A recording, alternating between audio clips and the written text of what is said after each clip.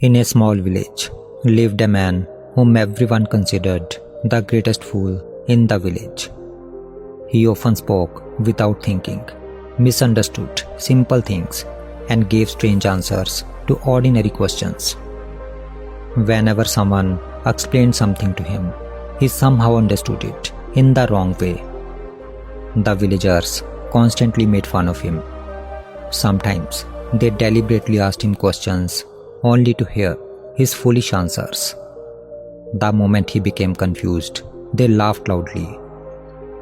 The man knew that he was not as clever as the others, but their insults hurt him deeply.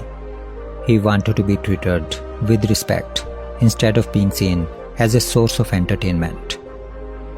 For some time, he tried to remain silent, but whenever people saw him sitting quietly, they still laughed at him. If he spoke, they mocked his words. If he remained silent, they mocked his silence. One evening, after another humiliating day, he saw a traveling monk resting beneath a tree outside the village. The man bowed before him and said, "Sir, everyone considers me a fool. I know I make mistakes, but I can no longer bear their insults. Is there any way I can make them believe that I am intelligent?" The monk observed him silently and then said, "Yes, there is a simple way." The man's eyes brightened.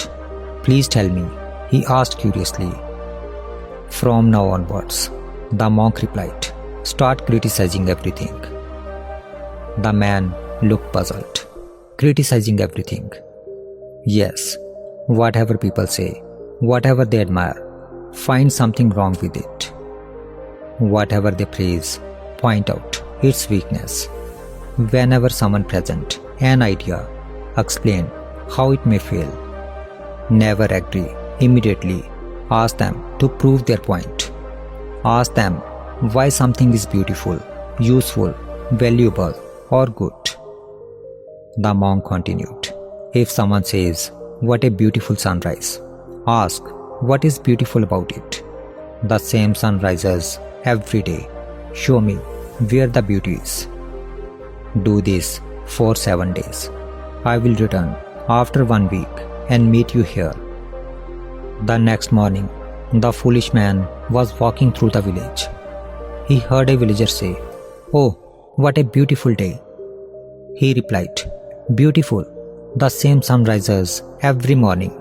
If you think it is beautiful, then prove your point. Prove where its beauty lies." The villager did not know how to prove beauty and prove his point, so he remained silent. For the first time, someone had become silent after listening to him. A strange confidence arose within him. The next day, it rained in village, and the farmers were delighted. One farmer said, "This rain is a blessing. It will save our crops." The man was passing by. He replied, "What is so good about this rain? If it continues, the fields may flood and the crops may be destroyed." The following day was bright and sunny. Some villagers praised the pleasant weather, but the man said, "What is good about the sunshine? If the heat continues, the soil will dry out and the crops will die." Whether it rained or the sun shone, he always found something negative to say.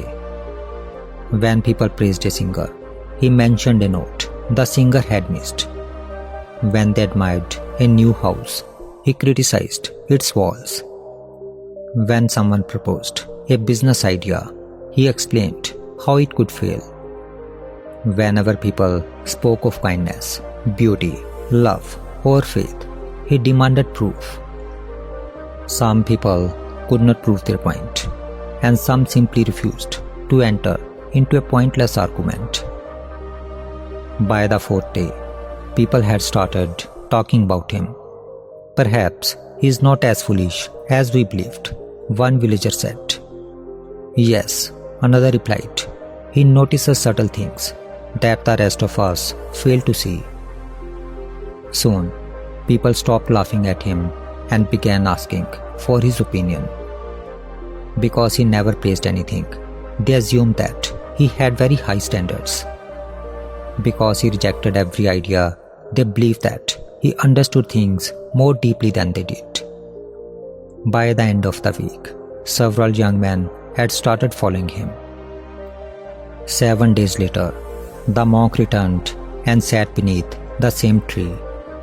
The foolish man came to meet him, but this time his few followers walked behind him. He bowed and said proudly, "Master, your method worked. No one laughs at me now. People respect me, ask for my advice, and no one can defeat me in an argument now.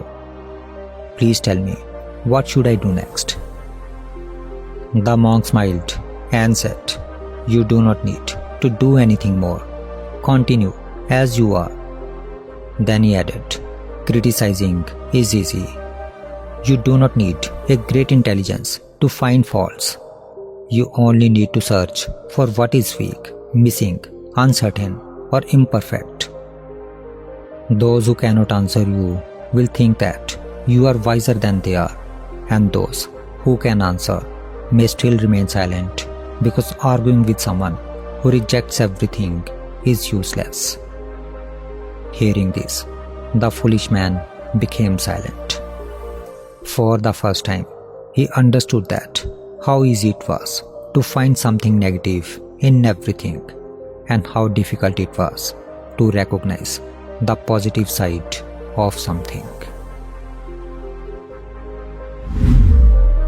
The story teaches us that life can be seen in two ways, positively or negatively.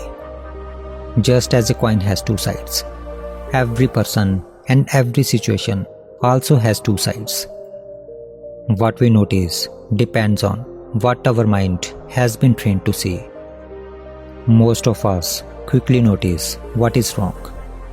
We see the thorns but forget the flower. We remember one hurtful word but ignore the many kind words spoken to us. When something unexpected happens, we immediately ask, "Why is this happening to me?"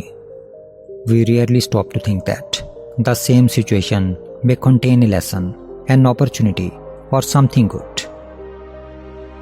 A negative mind can turn even a small problem into a heavy burden. For example, rain may disturb someone's journey or outdoor work, but the same rain can save a farmer's crop. Failure may cause pain, but it can also teach us lessons that success never could. The situation may be the same, but its meaning changes according to how we look at it.